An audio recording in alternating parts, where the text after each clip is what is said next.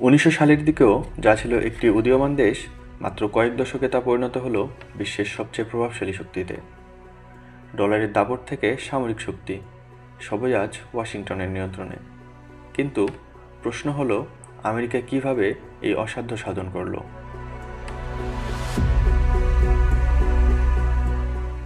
আমেরিকার প্রথম শক্তি হলো তার মানচিত্র।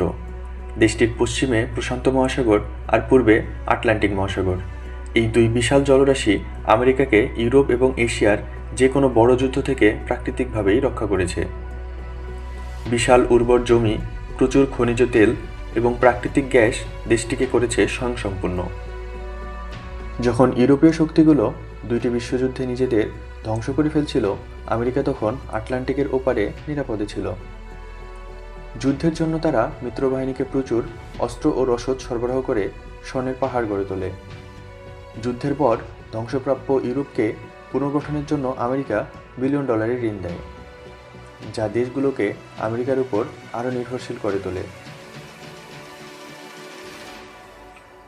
আজ বিশ্বের অন্তত 80টি দেশে আমেরিকার শত শত সামরিক ঘাঁটি রয়েছে।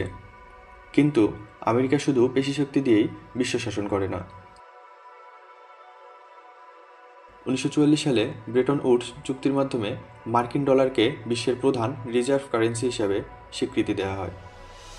অর্থাৎ বিশ্বের যে কোনো দেশ অন্য দেশের সাথে ব্যবসা করতে গেলে ডলারের প্রয়োজন পড়ে।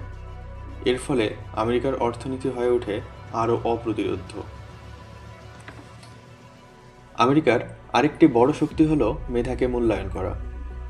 যুদ্ধের সময় জার্মানি ও ইউরোপ থেকে সেরা বিজ্ঞানীরা আমেরিকায় পাড়ি জমান, যার ফলে তারা পারমাণবিক বোমা থেকে শুরু করে ইন্টারনেট সব ক্ষেত্রে বিশ্বকে নেতৃত্ব দিতে শুরু করে।